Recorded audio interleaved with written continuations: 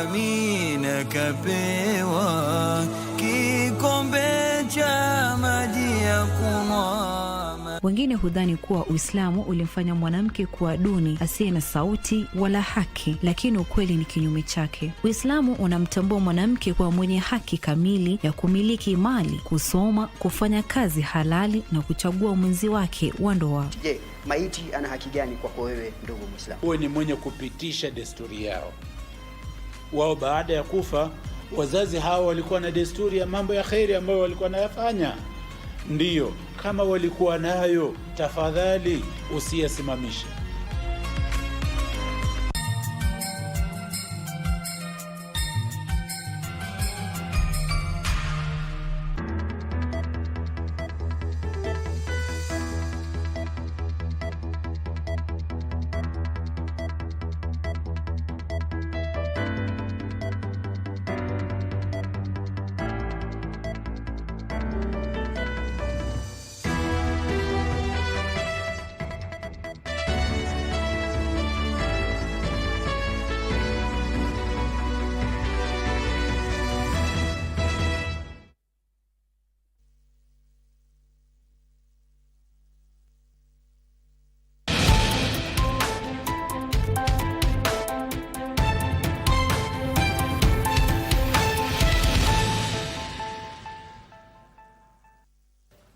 Hello and a very warm welcome to Lunchtime News on KBC Channel 1. My name is Giverson Maina. We are coming to you live from the broadcasting house in Kenya's capital, Nairobi.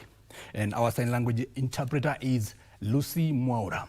And now straight to news. Members of the political class have been urged to embrace and preach peace and cohesion as the country gears towards the 2027 general election. The clearing call was made at a Nairobi hotel during a traditional wedding between Amran Abdullah and Abdit Fatah Samo, son of a prominent Mandera County businessman Haj Samo. Attendants who included the region's professionals, elders and political class saw the leaders putting aside their political differences and emphasize the importance of peaceful coexistence. Take a look.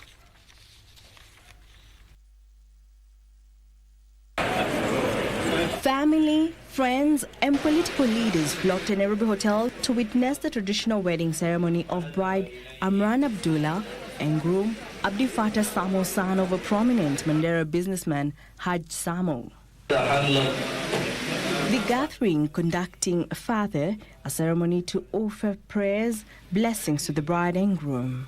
Among leaders attending the ceremony were Mandera County Governor Mohammed Aidan Khalif, former Senator Mohammed Maalim Mahamud, and former Mandera Central MP Bilokero. Nataka waendelee hivyo. Siasa ni kando. Kila mtu anataka position yeye anataka. Lakini hii umoja ambao wamekutanisha hapa leo ametufurahisha sana sisi kama wananchi. Wanashirikia pamoja, hiyo ni mila na desturi ya community yetu. Kwa hivyo hiyo ni kuonyesha ishara nzuri kwa vijana ambao wanajitokeza kwa jinsi kuonyesha kwamba hakuna haja kupigana kwa sababu ya siasa ama kutupiana neno mbaya. It was here that the members of the political class were urged to embrace cohesion and emulate Mandera County, which has made huge strides in peace building amongst themselves and the entire society. Are always together, and we see that it signifies the leader's presence, signifies that the people from different quarters who support different people, different political leaders are together and feasting together. I mean, they always say eating together is getting together, and getting together brings cohesion. They should now replicate that brotherhood at the community level, at the village level. Working together, saying elections will end, but brotherhood and neighbors should still remain. We are actually opponents, but we are working together. That is a good example, and they should advise their electorates to embrace the same. The leaders putting aside their political differences to emphasize the need for peaceful coexistence. Different people with different political inclination, but today we have set aside those political differences, and we have come together to support our brothers. We have, like today, as you can see, there's a wedding, which is a cultural thing, which encourages cohesion, and this kind of things should be happening more. We cannot play politics every day, and sometimes, community is more important than politics, and that's why we are here today. So we came together as family people together. There's no politics here. We came here, we witnessed the nikah, we ate the walima, and we left. So we want to pray for the bride and the groom. The father underscored the need for a unified approach to address the challenges facing the region. This we play it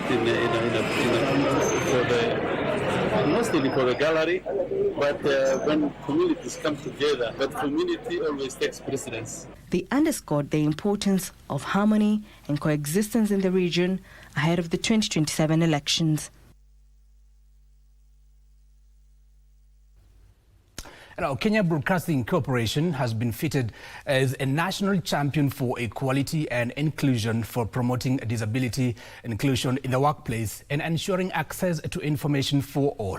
During the National Gender Equality and Disability Inclusion Awards at 2025, the broadcaster was recognized for creating an equitable working environment and enhancing accessibility through initiatives such as sign language interpretation during news bulletins and programs, such as Abled Differently. Speaking at the award during the award ceremony Thursday evening, KBC controller TV programs Monica Juma said the corporation remains committed to embedding accessibility in its content and operations, noting that inclusion is not an option but a responsibility that must be upheld. Speakers at the forum acknowledged Kenya's progress in advancing disability inclusion but noted that significant gaps remain, particularly in accessibility of infrastructure and the availability of reliable data on disability, calling for sustained collective action to achieve full inclusion. Is a launching of a national policy for ethnic minorities and marginalized groups. Further to it, the policy calls for the creation of a national council for ethnic minorities. Why? Because we now can take cue from what we did with the disability agenda, where we now have the National Council for Persons with Disabilities that has now done, this is the 21st year since it was created. So yes, we made progress. But what does that progress translate to? It means in the ecosystem of marginalization that when women are lifted, so are persons with disabilities. Universal design on inclusion is to benefit everyone. However, even as we celebrate the good things that we've done to include both men and women and persons with disabilities, we must also be honest about the journey ahead. That despite the gains, we still have a lot of gaps that are remaining. We still have many areas that we see we're not doing so well. Areas within the public transport, areas within still the employment, we're still not doing so well. Areas within the accessibility infrastructure and still around attitude. We have some section of population which are still not having good perceptions towards disability. So we can be able to sensitize and we can be able to make sure that the world is gender sensitized and every person who is abled differently is heard and given equal opportunity. Thank you so much.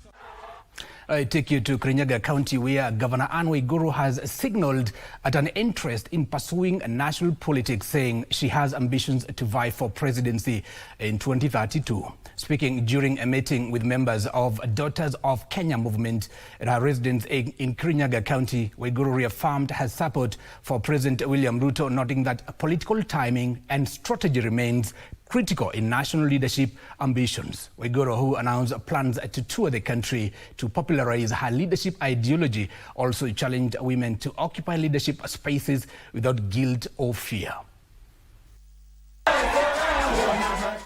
Waiguru, who announced plans to tour the country to popularize her leadership philosophy, also challenged women not to shy away from seeking leadership positions. Si ati mseme mko nyuma yangu. Muwe mbele yangu upande, si ndio? We can make this country a better place if we balanced. Lazima tuongeze idadi ya kina mama uongozini in every sector.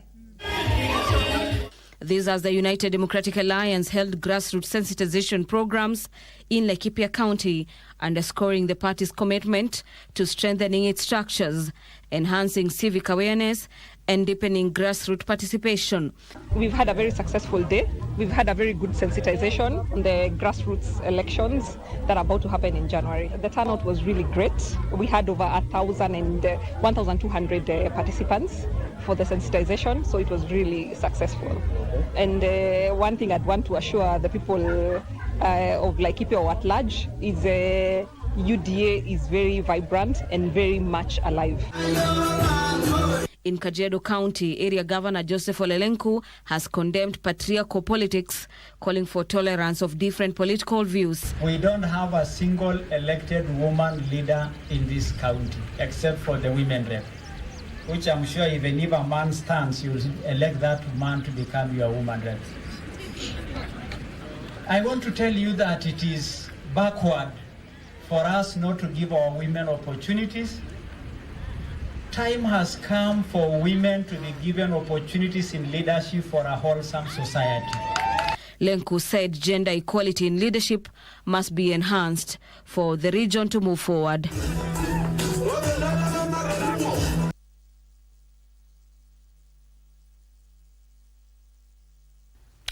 Now from Kirinyaga, we take you to Marsabit, where the government has reaffirmed its commitment to food security in arid and semi-arid areas, assuring residents that measures are in place to ensure adequate food supplies and protecting livelihoods of drought-affected communities. Speaking during the Tokuma Food and Cultural Festival in Marsabit, Public Service CS Geoffrey Ruku said the government has adequate food reserves and plans in place to support drought-affected communities. He noted that measures are also underway to protect livestock and livelihoods in ASAL regions. Ninakuomba on behalf of everyone in this county, kwa sababu wenye wako na njaa ni wengi sana.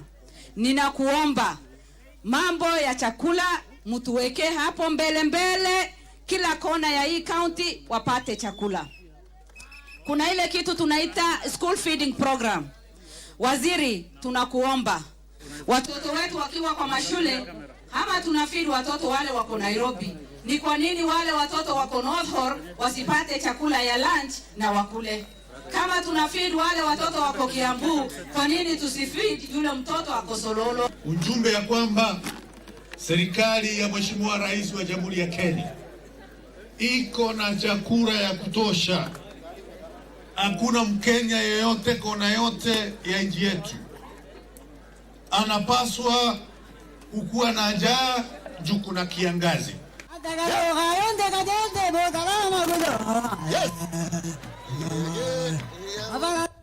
Away from that, the church has cautioned the youth and unsuspecting congregants against being exploited by politicians for selfish gains.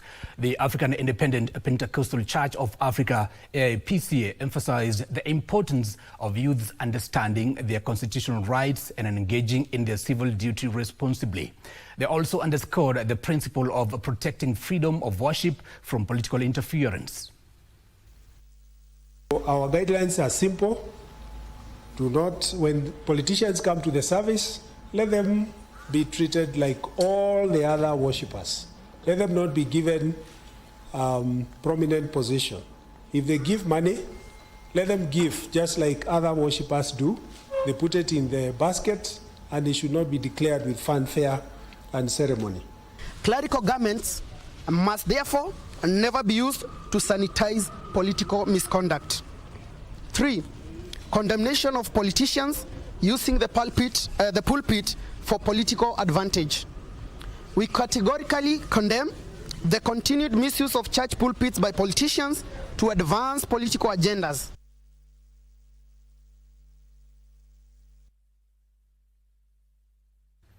Now, Mvita Member of Parliament Mohamed Sud Machele has called for closer collaboration between his office and the Ministry of Education to crack down on substandard private schools operating in the area. The legislator said many private institutions are operating below the required standards and are not complying with the regulations set by the Ministry of Education. He urged parents to take advantage of available public schools, which he said are being continuously improved to offer quality education. Machele warned private schools operating without proper facilities face a closure starting January, particularly those using residential houses as classrooms. He made the remarks while officiating the opening of 10 refurbished classroom blocks at Surani Comprehensive School in Mvita constituency, Mombasa County.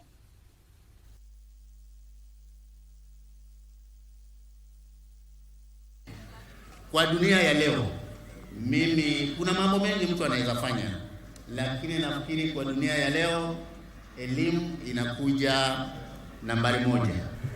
Hatukatazi mzazi kupeleka mtoto private school, uwezo wako, lakini private school zilioko vichochoroni ambazo skuli haziko kwa standard ya education, lazima by January director msifungi hizo skuli. Hatuwezi kubali skuli ya private school iwe ndani ya kichochoro, bedroom ndogo, mtu ameconvert wa classroom. Kuna standard ya classroom.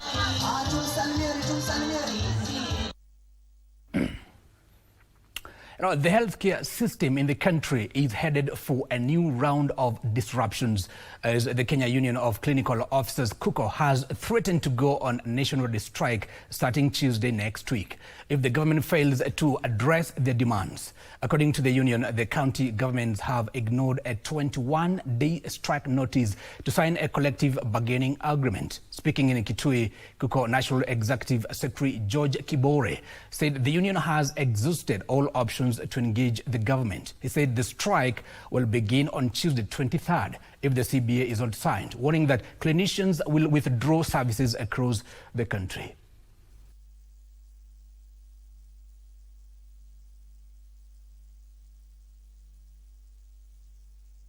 That we gave 21 days with the expectation that if there is goodwill from the employer, they will call us, we sit down, sign the CBA with the Minister of Health, and also finalize the CBA with the Council of Governors, or even agree otherwise by virtue of on how to address our grievances. Because that has not happened, and we now have less than 7 days remaining. We must make it very clear that on 23rd at night, Mugomo itaanza. We will start a national strike that will affect all county government hospital and all national referral hospitals. Ni muhimu kusema kuwa Kitui County iko na clinical officers karibu 200, lakini wenye walikuwa na mambo ambayo walikuwa nataka kushughulikiwa, Kitui County imeshughulikia around 130 na wengine yamebaki yakitaka kushughulikiwa. Ndiposa leo tumetengeneza hiyo komiti ndogo kushughulikia mambo hayo, na ni matamanio yetu na matarajio yetu kuwa mambo haya yatashughulikiwa ndio kuzuia maafisa wa kaunti ya Kitui, maafisa kliniki wa Kitui County ya Kitui kwenda katika mgomo kwa muda ujao. Now, onto matters education. A section of stakeholders in the education sector have raised concerns over the growing number of bright but needy students who will fail to transition to junior secondary school in informal settlements due to lack of school fees. Speaking to parents during a sensitization meeting on the learners' performance, the director of Stara Rescue Center, Josephine Mumo, and Mariam Abdul noted that the institution is now working to mobilize scholarship programs to support KGCEA candidates joining senior schools next year. The parents have also appealed to the government to establish a dedicated education fund to support learners from informal settlements to ensure no child misses out on education. The directors, however, lauded the 2025 KGCEA candidates at the institution for posting impressive results.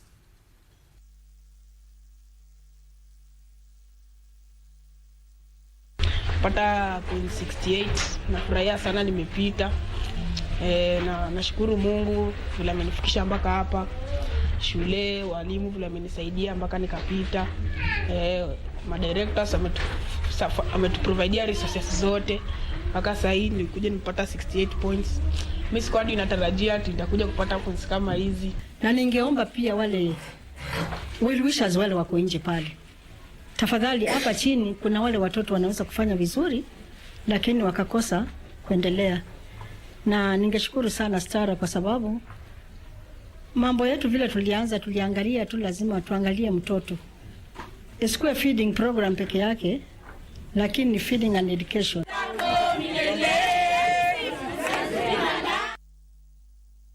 And I take you to coastal Kenya, where Kilifi County government, in partnership with Amref and Safaricom Foundation, has launched a digital health system to monitor expectant mothers and improve safe childbirth services across the county.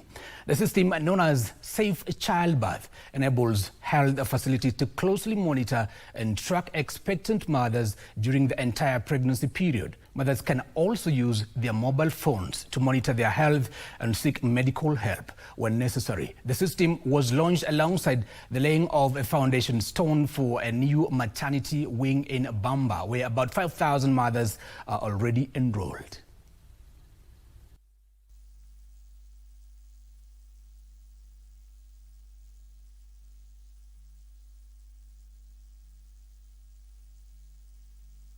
This app that is available on the phone inapatikana kwa simu, the Uzazi Salama app. Wamama wajawazito wanaweza itumiwa wakiwa mashinani, wakiwa kwa nyumba yao, anaona message kwa simu ikipitia ile inaitwa USSD, na hiyo ujuzi anapata inamsaidia kujua kama akona danger signs.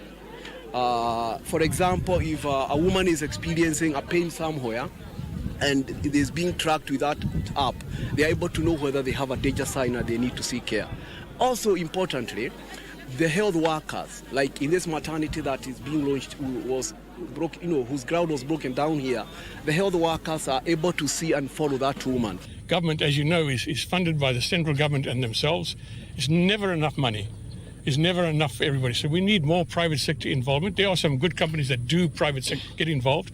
I think the Festive Foundation is the biggest in Kenya by far, and we just want to encourage other people to join in for these initiatives, because we cannot do everything, and it's not enough. Whatever we do is not enough across the country.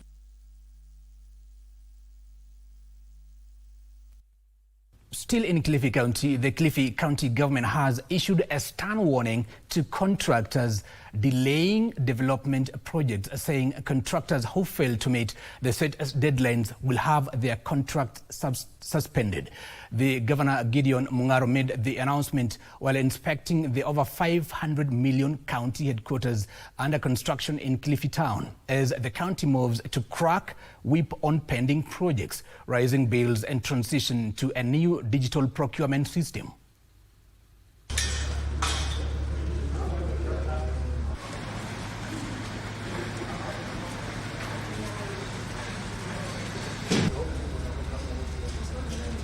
Not procure new projects for now, because as you know, we have so many pending projects in this county, and those pending projects are pending bills. So what we are trying to do is first to take stock, and we have started taking stock. Any building which a contractor was given and has not completed and did not ask for extension, we will cancel it. So you will see the next month. And this is only this quarter. I think you have seen how I'm ranking the last quarters as a county. Now from Kilifi to Embu County, where doctors in Embu County have resumed duty after the county government reached a return to work agreement with the Kenya Medical Practitioners, Pharmacists and Dentists Union, ending a 14-day strike that had paralyzed public health services. KMPDU National Deputy Secretary General Dr. Dennis Miskela says the agreement commits the Embu County government to promote doctors, hire 13 specialized medical practitioners on permanent and pensionable terms, and begin clearing outstanding statutory deductions through the supplementary budget. kuambia wagonjwa wetu kwamba hospitali imefunguliwa, rudini msaidike, msiteseke huko nje, msikufe huko nje, usiende private uuze ile ng'ombe yako ndio upate matibabu, na wadaktari wamerudi. We had been on strike for 14 days, and the issues we had raised, number one was the issue around delayed and denied promotions. The other was on the acute shortage of healthcare workers in the hospital. Then there was the non-remittance of statutory deductions, and finally was the casualization of the engagement of the doctors, where the county was engaging doctors on locums and paying them a fraction of the salary of the others.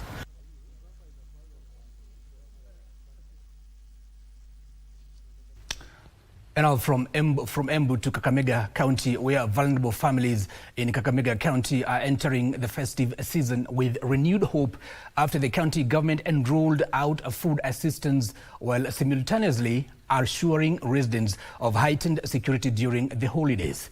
Governor Fernandez Baraza says while presiding over a Christmas tree lighting ceremony and the distribution exercise, said the initiative targets households facing hardship as security agencies intensify patrols and deployments across the county to guarantee a peaceful festive period.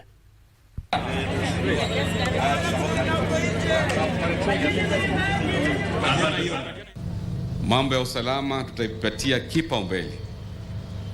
Tumekuwa na kikao juzi na county commissioner na all the security agencies. Wamenihakikishia ya kwamba mnaposherekea muhula huu wa Krismasi na pia mkienda kufungua mwaka mpya, msherekee bila wasiwasi kwa sababu usalama uko imara. Utaweza kuhakikisha wanaostahili kusimama kwenye minazi. And our boda operators, in conjunction with road safety regulators, have intensified efforts to promote safer roads ahead of the festive season, as travel volumes are expected to rise sharply during the Christmas holidays. The campaign, led by boda associations in partnership with the National Transport and Safety Authority (NTSA), is focusing on rider discipline, training and compliance with traffic regulations to reduce accidents and save lives. At the same time, NTSA is rolling out a digital registration system for riders, a move expected to enhance accountability, improve access to insurance and streamline operations by locking out non-compliant riders.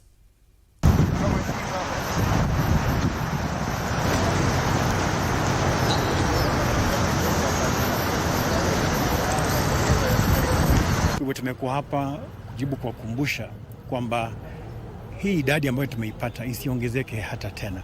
Tusipoteze tena wanabodaboda tena wengine kupitia kwa njia ya ajali.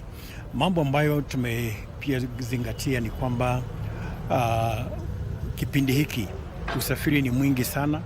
Kwa hivyo tunawakumbusha kwamba ndio watakuwa msaada mkubwa sana kusaidia wale abiria ambao labda wako barabarani kufika kule nyumbani kwao. Tunaomba kipindi cha Krismasi mnapojiandaa kwenda kujumuika na jamii zenu kote nchini, tuwe waangalifu pale barabarani, tuwe na subira kidogo, sababu ile mambo ambayo tunaona pale, watu wanavunja tu sheria, watu wanakimbia, wanataka wafike maeneo warudi, wengine wanataka waende haraka wafike kule wanakoenda, imekuwa ni hatari sana. Tumesema kama watu wa bodaboda wa umbrella, Mungu ametulinda for 1.5 years, hakuna rider wetu hata moja.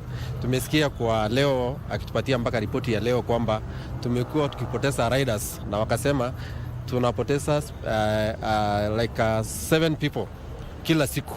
Lakini sisi kama UBAC tunashukuru kwa sababu wale watu ambao tulikuwa tuna target leo wa join meeting ya leo ya UBAC Sacco ni about 3,000 members within the CBD. And that story takes us to a very short commercial break. Don't go too far. Still so much more coming your way.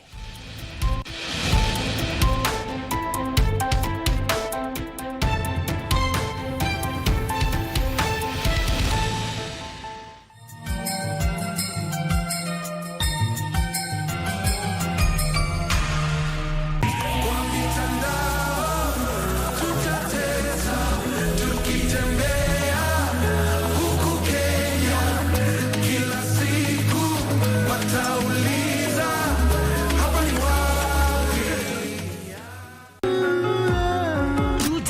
long time ago. And for me, no one comes back from the dead. Magdalena, don't do this. Warning you to not dare get in any trouble or take advantage of your stay in the factory to get between Lucia and Marcelo. You seriously interested in Mario Hernandez? I'm in love with him. Are you happy now? Trouble Ricardo Marquez is back in Puebla. Aren't you planning to say hello to me, Rebecca? Don't you dare. The bottom-up economic transformation agenda is not just a plan on paper. Manifesto tulioandika na tukauzia Wakenya na wakatupigia kura, sio gazeti ya kufunga nyama. It is happening on the ground across Kenya. Enda subabogi Moriega Jodhurwa untie Mugani Pamjambo. In agriculture, Turkana wameamkia mambo ya ukulima sasa. On our roads, lami black anaingia hapa anagausha hapa, wacha bana. In health, all our patients are in SHA 100%. In housing, kutoka nyumba za mabati kuleta nyumba kama hii ya ghorofa ni kitu mzuri sana. In our markets, umetukumbuka sisi mama mboga, shida zetu umezitatua, and so much more. It's a good thing the government inakuja mashinani na this is all what we have been requesting. This is transformation. This is impact. This is delivering the plan. Every Friday on KBC Channel 1. And we will be celebrating what Christmas was, what Christmas is, and what we hope for it to be in the future. It was during Christmas that we saw our families together. There wasn't that much money in the house, so a lot of the Christmas tree decorations we'd make ourselves. Yes. We'd make a card for mom, a card for dad, and then we'd sign it together. People have found other ways of entertaining themselves. They go to clubs, they go to churches. And it's just about all of us being sensitive enough to say, who needs me this Christmas? Who needs some cheer? Let's be mindful of others. Let's celebrate together. Let's just knock on somebody's door and ask them if they're okay. I wish you all a day full of laughter. And to all Kenyans, and more so the single mothers out there. Merry Christmas to you and all the people that you love. Merry Christmas and Happy New Year. God bless.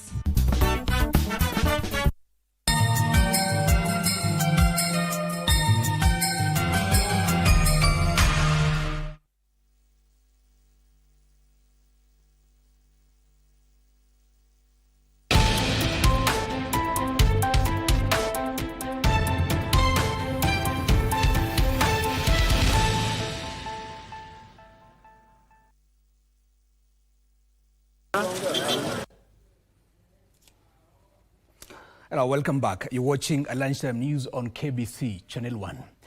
Residents of Kangemi have raised concern over the encroachment of roads by traders, saying the situation has caused severe traffic congestion and deteriorated security in the area. The residents are now urging authorities to restore order and enforce existing bylaws.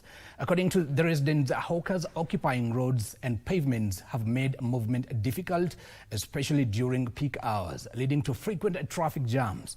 They also argue that the congestion has created fertile grounds for criminal activities, further heightening insecurity.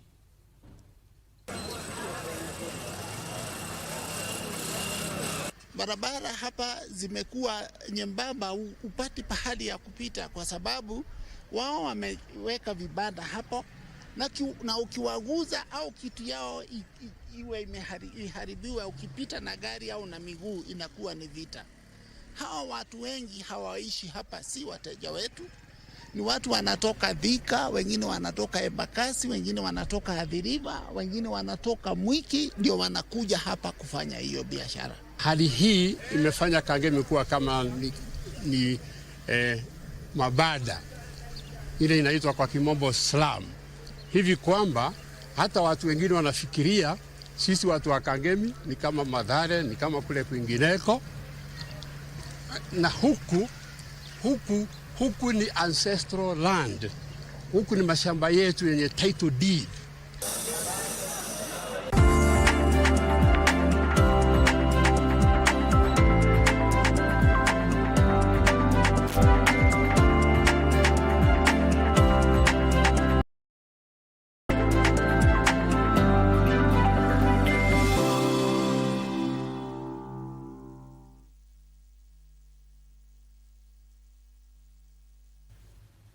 All right, it's time for business. Let's take you to Malindi County, where Malindi town is fast emerging as a cultural and fashion tourism destination, with thousands of visitors flocking to Resort Hub this year.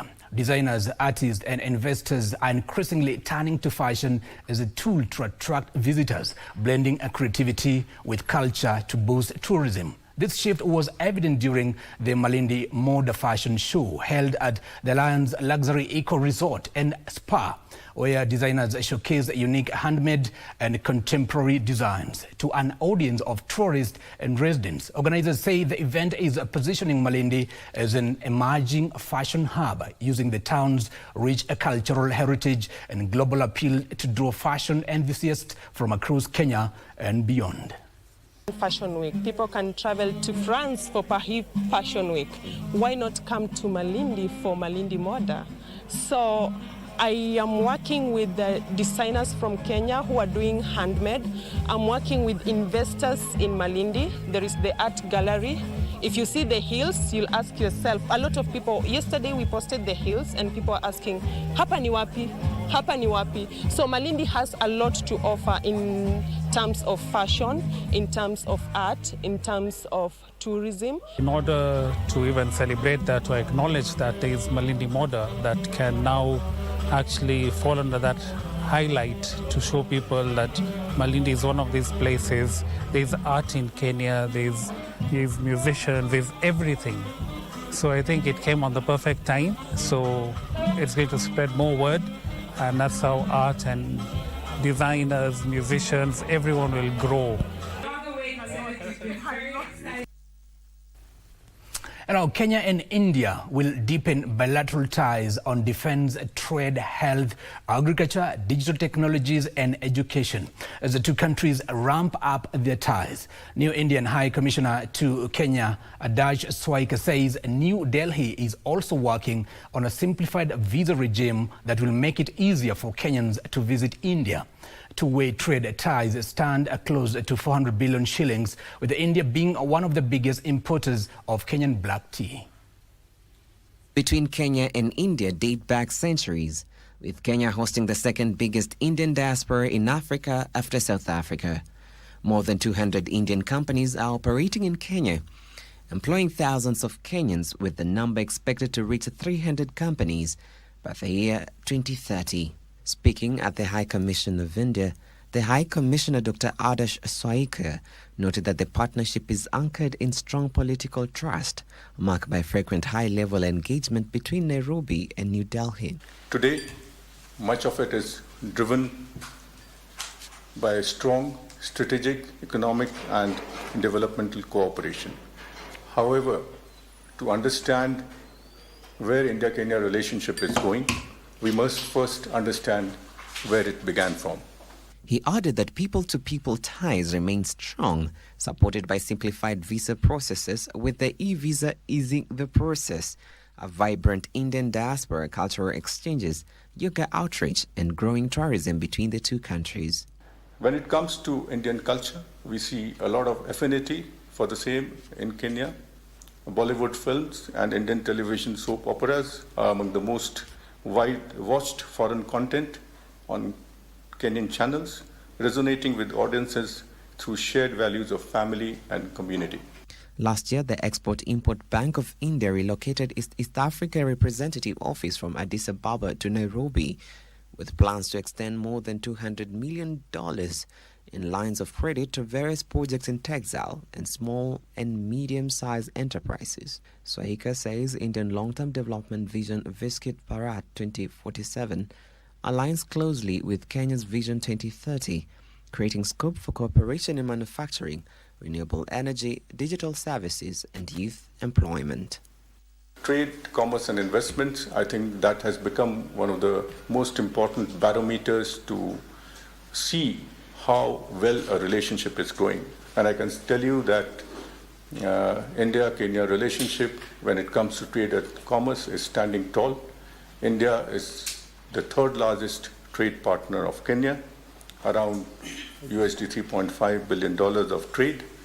Importantly, Indian exports to Kenya are consumption-based and do not substitute Kenyan products manufactured locally. Reporting for Lunchtime News, I'm Aaron Marie. Now, the government is turning to digital agriculture systems and large-scale irrigation to stabilize food production as recurring droughts expose the limits of rain-fed farming across Kenya's arid and semi-arid regions. Agriculture Cabinet Secretary Mutahi Kagwe says large-scale irrigated farming offers the most viable path to stabilizing food supply, cutting the import bill and building long-term resilience. Kenya's arid and semi-arid areas, which cover about 80% of the country, have been hit repeatedly by drought, leaving millions food insecure and livestock dying as rains fail and water resources dry up. Recent assessments show that up to 1.8 million people in these regions needed humanitarian aid at the end of last year, and malnutrition among children remains a serious concern. That the counties will assess, determine where these mitigation measures and where the location of some of those things will be, so that in future we can prepare ourselves in advance. Because we know for a fact, as sure as day follows night, if we have got a bumper harvest, we are also at some point going to face the biblical drought at some point. This chronic climate stress makes traditional rain-fed farming untenable and underscores the government push for irrigated, technology-driven agriculture. Moving forward, we are also looking at the possibility of ensuring that we do not rely only on rain-fed agriculture. And we are working very closely with the Ministry of Water and Irrigation to ensure that agriculture is diversified from not just rain-fed, but also irrigation as a key component of ensuring that we have got sufficient food in our country. At the heart of this strategy, food security project covering one and designated strictly mechanized and irrigated farming. It is living around Galana Kulalo should view as an economic opportunity in retail and services to support that there is a future in agriculture, there is money in agriculture, there is families can get involved in agriculture. We are asking those who own the land, essentially who are the parents, to allow the young people, to be the lead people as far as agricultural activities, particularly value-adding in agriculture, is concerned. Under the Land Commercialization Initiative, the government is inviting local to participate in Galana Kulalu, promising transparent and competitive land location. Aspect of donor fund management, and I speak about donor fund management in the agricultural sector, is that the activities must be predetermined at the county level and therefore at the national level. So I think it is clear that we have decided that moving forward, the levels of consultation will be enhanced so that we can work better as a comprehensive unit. As irrigation infrastructure expands, the government is also seeking cost by reducing the price of irrigation pipes, electric systems, while encouraging local manufacturers to scale up production.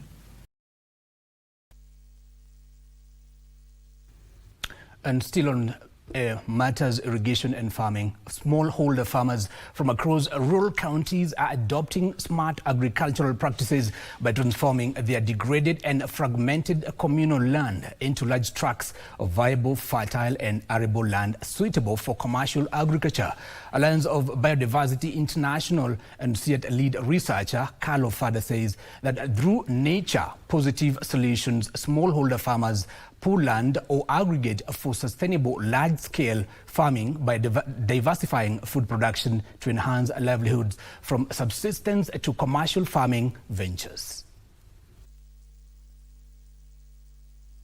It needs to be economically viable. It's not a joke. It needs to bring money for the farmers, for the community, and it needs to bring safe and healthy food because we are not using damaging chemicals for the consumers who's going to buy from here. We are having different crops and also different varieties of those crops. So we have maize, we have 8 different varieties, indigenous. We also have sorghum, 18 different varieties.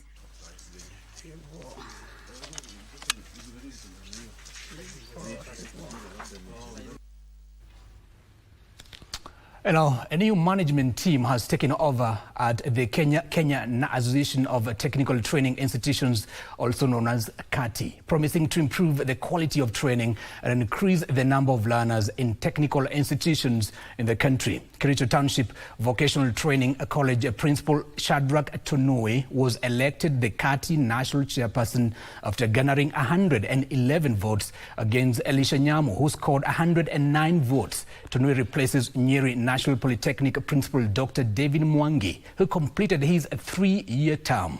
He said his team will ensure quality training and also ensure the government's agenda to increase the number of trainees in TVETs from the current 718,000 to 2 million is realized. Of ensuring that the youth of this country are skilled, us as KATI, that is what we are going to ensure. And not only skilling them, but preparing them to make them ready for the market out there. That is either to be self-employed or to be employed in the industries, and at the same time, they can even go maju for jobs. Our duty is well defined. Our duty is actually supposed to lead us to achieve the objectives of the government. So we are working together. The number of students enrolled in our college is 718,000. We desire to see that the government's intention for the 2 million is achieved the soonest.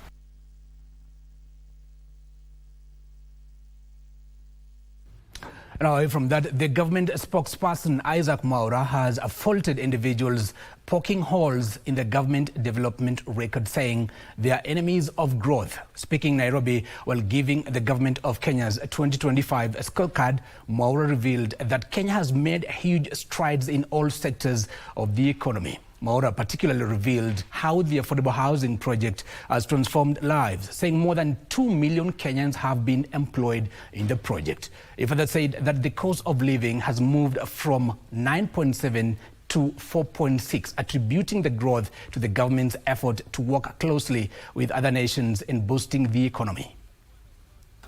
Ambayo imekuwako hapa ya miaka 27 ambayo tunaita Kenya Vision 2030, ruwaza mwaka 2030. Hii ruwaza ilikuwa inaangazia kwamba tutoke katika nchi ambayo ni ya chini sana mpaka nchi ya kiasi cha wastani, from least developed country to a middle income country. Na ukiangalia katika ruwaza hiyo tulikuwa tunasema kwamba tutakuza uchumi wetu kwa 10%. Tukiweza kukuza uchumi wetu kwa 10%, basi tutaweza kusonga mbele. Lakini fauka ya mwaka wa 2007 ambao uchumi wetu ulikuwa kwa 7.3, tumekuwa tukikua kwa kiasi cha 5%. Kwa ukijumuisha. Sasa inamaanisha nini? Tumeweza kusonga au tujaweza kusonga? Tumeweza kusonga, ndivyo. Tumetoka katika nchi ambayo haijaendelea mpaka nchi ambayo inaitwa low middle income economy. Yaani ambayo ni nchi ambayo imekuwa kwa wastani lakini katika kiwango cha chini. Kumaanisha inawezekana. Tumebakisha miaka 5. Hali ya Kenya imeweza kuimarika. Na ndio tunasema tukifanya vile ambavyo tumekuwa na hii manifesto yetu ya bottom up.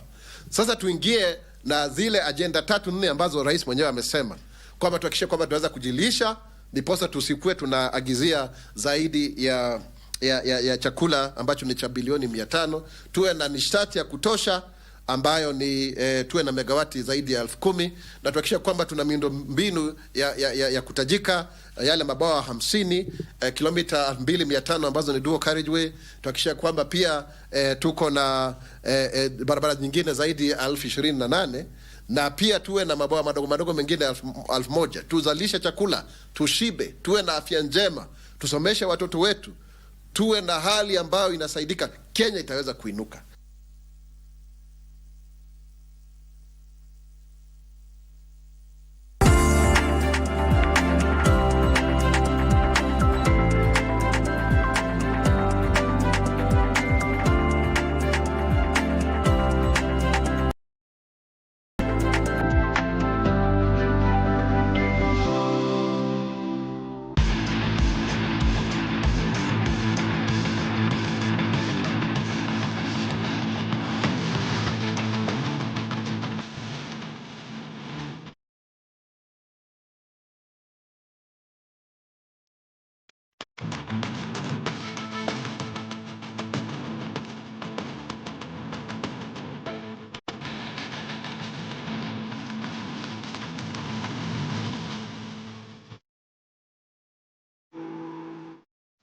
And now let's get sporty for a moment. Now, David Munywa has become the first Kenyan to win the Paddy Power World Darts Championship on Thursday evening, stunning Belgian World Grand Prix champion Mike De Decker at Alexandra Palace in London. Munywa, the first Kenyan player to qualify for the event, came from 2-0 down against Mike De Decker to win 3-2 after Japan's Sakai had earlier defeated experienced Frenchman Dibao Tricole 3-0. Brilliant start to this fourth set. And so is this. So is that. But 3 points better even. Yeah, 177. Munywa booked his place at the Paddy Power World Darts Championship after winning the African Darts Group Championship qualifier. The 30-year-old took out 135 during the deciding set and also had a perfect 6-dart start to a leg in the fourth. No way! No way! You can't even make it up! What is going on here? He's on a 9-dart leg! I don't know if I can breathe. I don't know how he's breathing. He made history by becoming the first Kenyan to qualify for the Worlds after beating Cameroon Karoli Sen in the final of the African Darts Group Championship qualifier. Munywa will play either Kevin Dowetts or Matthew Denant, whose round 1 match opens Friday afternoon sessions on Monday. And he can take it out. 42. Someone bring John Park some water. Elsewhere, Michael Van Gewen survived a huge scare against Mitsuhiko Satsunami, coming out a 3-1 winner despite falling behind by a set and 2 legs to nil at one stage. The 3-time world champion rallied and won 9 of the remaining 12 legs to edge through, surviving 9-set darts from Satsunami in the 4th and final set. 6 to leave double 16. It's in! It's in! We're going to a 15! David Munywa! He composed himself. What a talent! What a talent! What a champ! My goodness, you just can't even make up this guy's story. Oh, it's ridiculous. Frederick Mwoki for Lunchtime News. Treble 50. Wow, that was stellar performance by David Munywa. Now, Kenyan youngsters added 6 medals in weightlifting, taekwondo and boxing at the penultimate day of the African Youth Games to take the overall tally to 23 in Luanda, Angola on Thursday evening. The day's medal harvest for Kenya was opened by fast-rising weightlifter Amanda Lina, who racked up 2 silver and a bronze in the snatch and clean and jack categories for a rare triple feat in the 48 kilograms. In the taekwondo contest, Rachel Wekesa 15 settled for a silver after losing 2-0 against Leyan Yasser Mohammed of Egypt, falling 13-1 and 7-3 in the under 48 kgs finals. In the boys under 45 kilograms, Kenya's Gideon Robert claimed bronze after losing to Isaac Mohamedou of Ivory Coast in the 3rd place contest.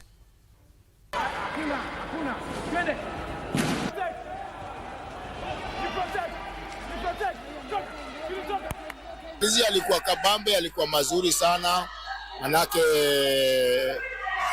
sisi kama makoch pale tulijitolea, vijana walijituma vizuri katika maandalishi yao, na umeona kuna matunda ambayo yametokea kwa sababu mara ya kwanza kucheza katika mchezo wa kimataifa na tukapata bronze 2, si jambo la kawaida. Kulingana na vile tuli prepare our athletes, as a coach, I'm proud of my athletes, I'm proud of our country, I'm proud of myself. So na feel vizuri kama coach.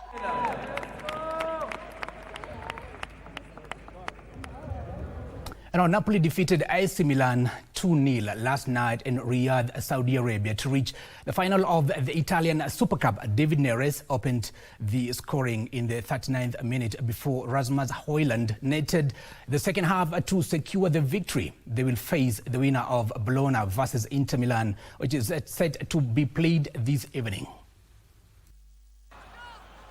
Højlund, that's awkward, and David Neres is there to tuck it in. And it's he who gives Napoli the lead in this first semi-final. Spinazzola, Højlund. Running away from De Winter, Rasmus Højlund! First an assist and now a goal. He is running De Winter ragged tonight. Thriving in that left channel this season. That story brings us to the end of Lunchtime News on KBC Channel 1. But before I go, congratulations again to David Monyo for making history and raising Kenya's flag very high in the world of darts, for winning darts championship.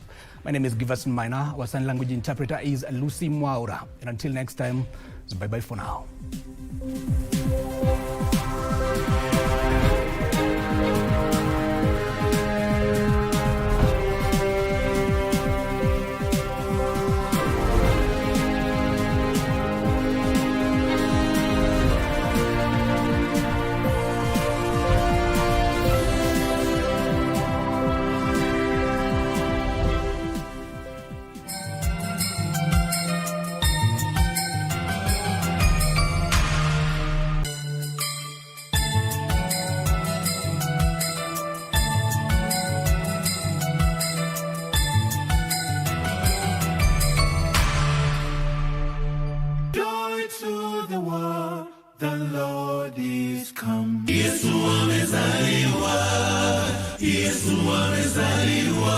The holiday season is here again.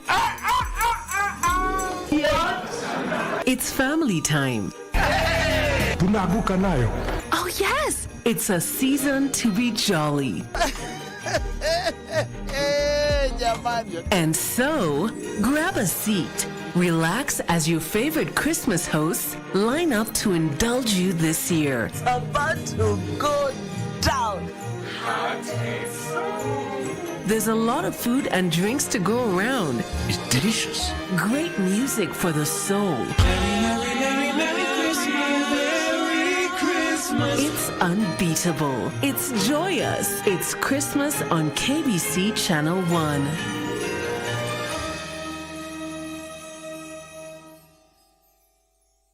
Differently. We are celebrating communities that are creating disability awareness in their own different ways. This activity is used as a tool for advocacy, is used as a tool to bring people together. Hii ni mara nyingine ya kwamba nimekuja katika hii race. Huwa tunacheza pale Isiolo, na wakati nilikuwa Isiolo nilikuwa namba 4, lakini siku ya leo nashukuru Mungu sana kwa sababu nimekuwa namba 1. Watoto wetu wanapokuja pamoja huwa wanafurahia juu tumewatoa nje, wamekuja wamekutana na wale wengine, wanasherekea pamoja, wanafurahia. Wiki hii kwenye mkulima tunajifunza umuhimu wa maziwa ya mbuzi, kisha uwezekano wa kupanda mimea mingi katika kijisehemu kidogo cha ardhi. Kilimo tunapata mboga hatununuangi sisi, matunda hatununui, na pesa ukitaka kila siku lazima upate pesa. Ungana nasi Jumamosi saa 10:30 hapa KBC Channel 1 kwa mseto kamili wa kilimo.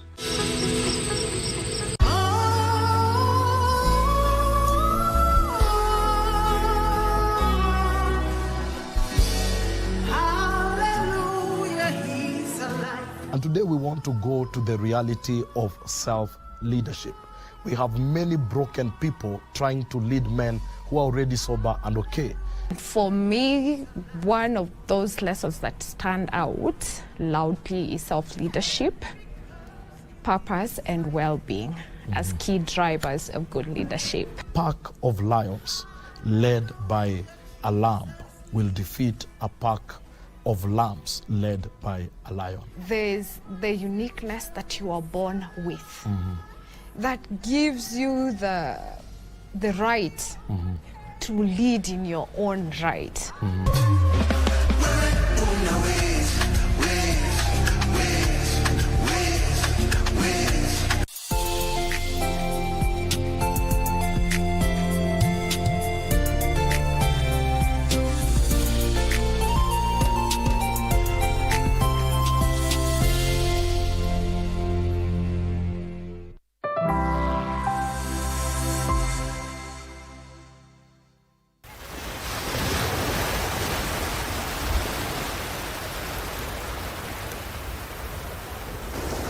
对面就是金门了，现在这边是厦门，厦门跟金门其实隔得很近，都看得到。海的这边是我的故乡，海的另一边也是我的故乡。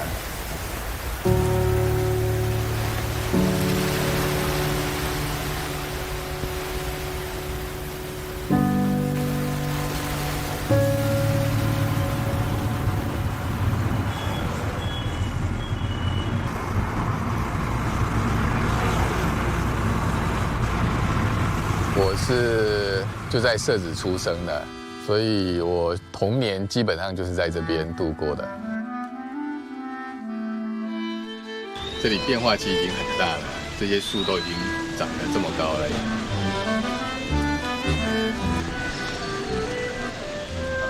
在我们台湾就是一个区域的这种祠堂，我们叫公厅，然后就公厅，就像我们在社子。以前很多人姓郭，但当然慢慢有些搬迁出去，有些进来。我爷爷那一辈的房子翻新的时候，就留下了一个厅，作为祠堂。这些年我在大陆的时间多，但是回来台湾，有时候我就会特别在这里走过来一趟。老师，那你明天就要回大陆了？对，明天的飞机。My name is Eastchange Guo. I was born in Taipei. I've been studying painting for as long as I can remember. In 1996, I introduced the concept of the cultural and creative industries in Taiwan. In 2000, I moved to Beijing. Currently, I teach at the Central Academy of Fine Arts. I'm now 50 years old, at the age of knowing the mandate of heaven, as we say. Yet certain questions have persistently troubled me. Every time I teach the first class to my new students, I pose this question to them. 那你们可以就去思考，你是谁？其实包括你是从哪里来的。我是广东江门那边的人，我们那个村落原本就是从整个家族迁徙下来。这是我们成都，它有出土过三星堆。得到的答案都。So who am I? Where did I come from? I only know that 300 years ago my ancestors moved from the mainland to Taiwan and settled there. This time, I intend to retrace the steps, hoping to find the answers to my questions.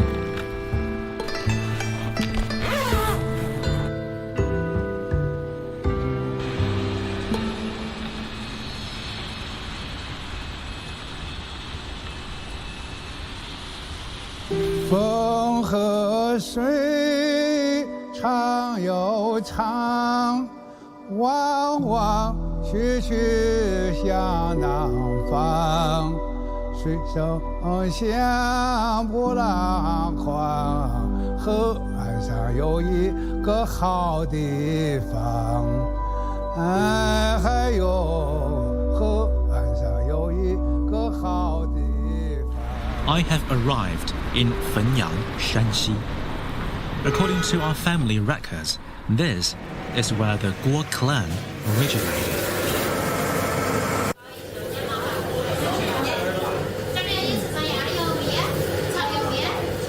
这个面是叫什么面？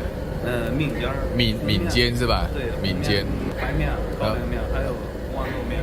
哦，有3种面混在一起没有吃过。这个是汾阳的特色，还是整个山西都有这样？汾阳有。汾阳有。听口音不像汾阳。对，就是从台湾到大陆来寻根。对。好，谢谢。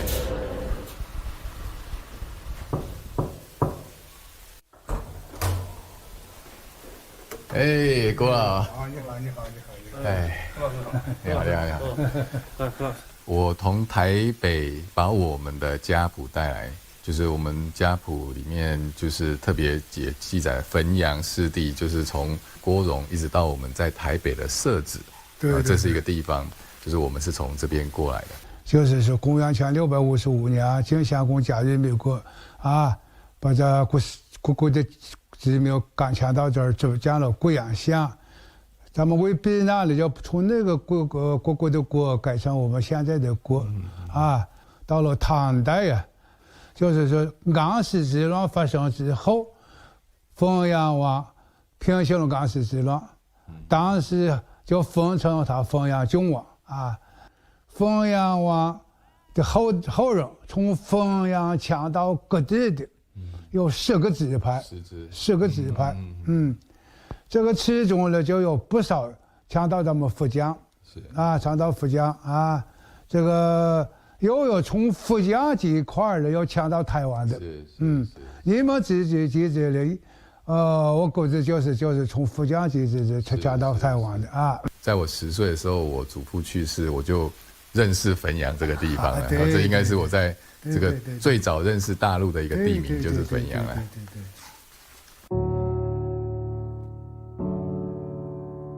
一鞠躬，再鞠躬，3鞠躬，对。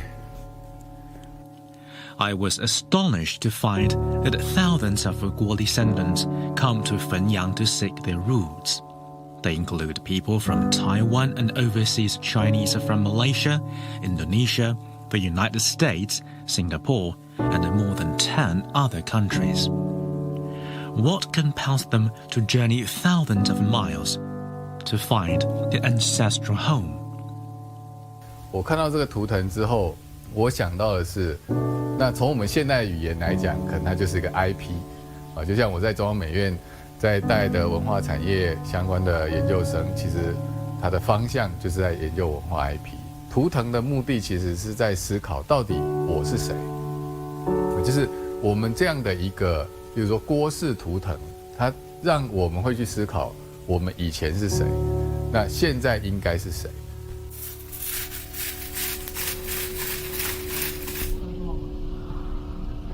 明代的建筑了，对，明代的建筑，对，这个以前完全没有看过。哎，这宝寨式的啊，Elder Guo took me to Gongsuan village on the outskirts of Fenyang, a place with history dating back 10,000 years to the Neolithic era. Due to historical changes, the few Guo descendants remain here, and the most ancient relics are damaged. Only the Qinglong mansion, built in 1638 during the Ming Dynasty, remains relatively intact. Covering 800 square meters with 48 cave rooms in total, is a classic example of freestanding yaodong.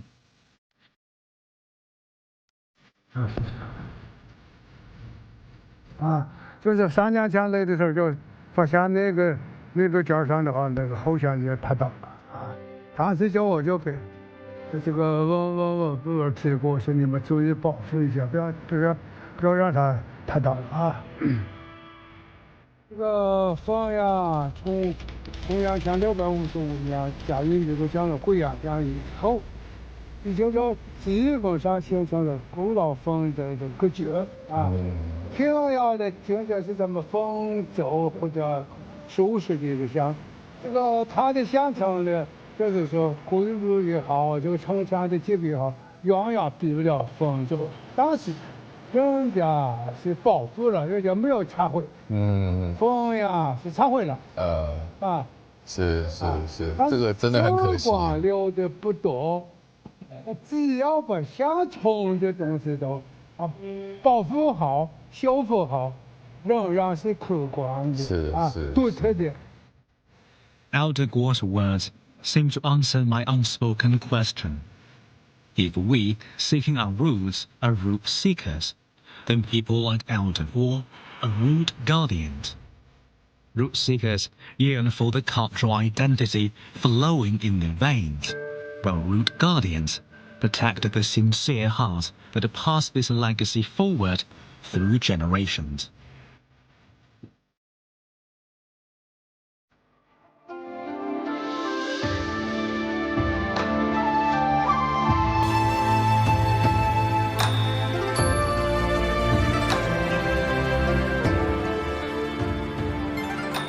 Bidding farewell to Elder Guo, I traveled 40 kilometers to Pingyao County, to continue tracing the footsteps of my ancestors.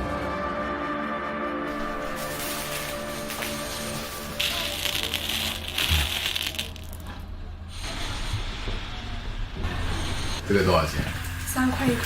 哦，好，您再称。好好。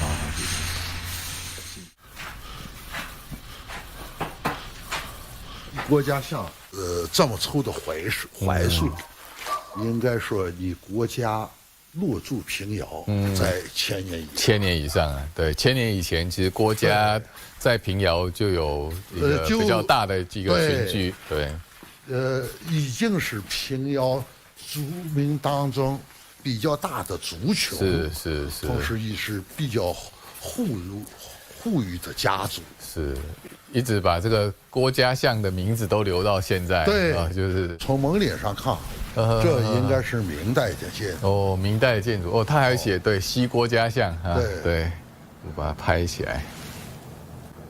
他也写的是忠厚家宏啊，平遥古城的郭家，应该跟洪州府的郭家有直接关系。除了郭姓以外，现在也应该有很多姓氏是从这边，就是上西门那一块是季家，就是境上的一个大家族吧。城隍庙那一块有昂家，昂家集，赵家，有赵主人像。郭老师你是到台湾了？是，实际上咱们的根在湘西，是。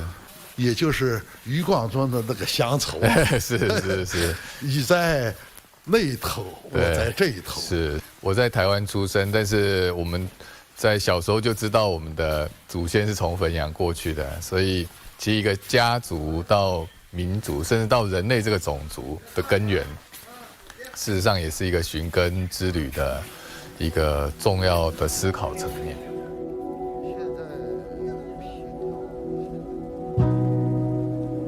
I can't see enough, can't paint enough. 25 years ago, when I first arrived in the mainland and stood before the Forbidden City in Beijing, I felt the same.